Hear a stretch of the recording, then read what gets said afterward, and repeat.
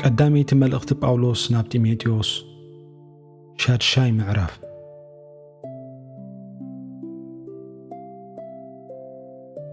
እቶም ኣብ ትሕቲ ኣርዑት ዘለዉ ኩሎም ባሮት ከዓ ስም ኣምላኽን እቲ ምህሮን ምእንቲ ኸይጽረፍሲ ነቶም ጐይቶቶም ክብረት ዘበለ ከም ዝግብኦም ይቝጸርዎም። እቶም ኣመንቲ ጐይቶት ዘለዎም ድማ ኣሕዋቶም ብምዃኖም ኣይነዓቕዎም። እቶም በቲ ጽቡቕ ዕዮኦም ዝጥቀሙ ዘለዉ ኣመንትን ፍቁራትን ብምዃኖም እባ ደኣ ኣብዚሖም ይገዝእዎም። እዚ ነገር እዚ መሃርን መዓድን። ሓደ እኳ ካልእ ምህሮ እንተመሃረ በቲ ጥዑይ ቃል ጐይታና ኢየሱስ ክርስቶስን በቲ ኣምልኾ ዘለዎ ምህሮን እንተዘይተታሕዘ ንሱ ብኽትዕን ብዘብእስ ዘረባን ሓሚሙ እዩ እምበር ሓንቲ እኳ ዘይፈልጥ ንፉሕ እዩ። ካብዚ እዩ ቅንኢ፣ ባእሲ፣ ጸርፊ፣ ሕሱም ጥርጥር፣ ናይቶም ሓሳቦም ዝጠፍአን ሓቂ ዝሰኣኑን ሰባት ብርቱዕ ጽልእ ዝመጽእ። ካብ ከምዚኣቶም ዘመሰሉ ርሓቕ።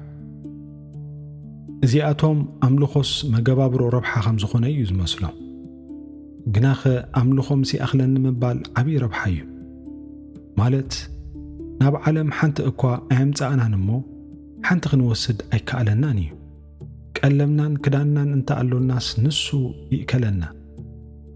እቶም ክህብትሙ ዝደልዩ ግና ኣብ ፈተናን መፈንጥራን ኣብ ብዙሕ ንሰብ ናብ ምብራስን ጥፍኣትን ዘስጥሞ ናይ ዕሽነትን ጉድኣት ትምኒትን እዮም ዝወድቁ። እቲ ፍቕሪ ገንዘብሲ ሱር ኩሉ ክፍኣት እዩ እሞ ገሊኦም ንኡ እናተመጣጠሩ ካብ እምነት ዘንበሉ ናብ ርእሶም እውን ብዙሕ ሰቓይ ኣምጽኡ።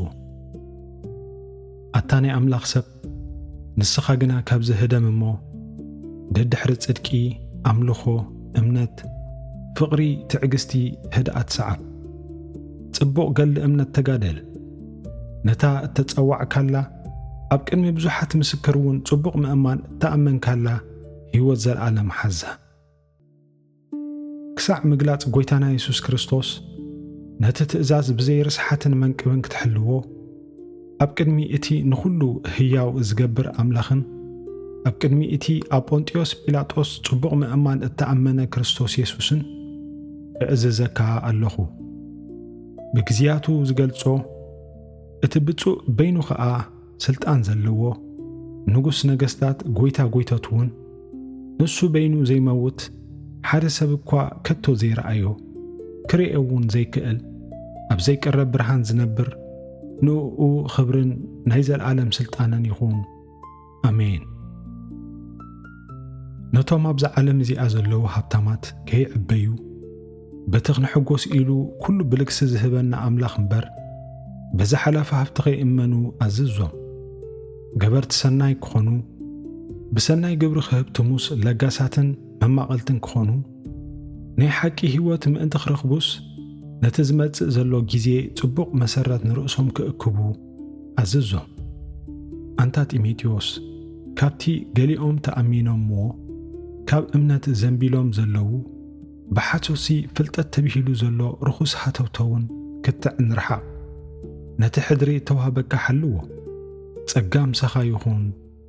ኣሜን።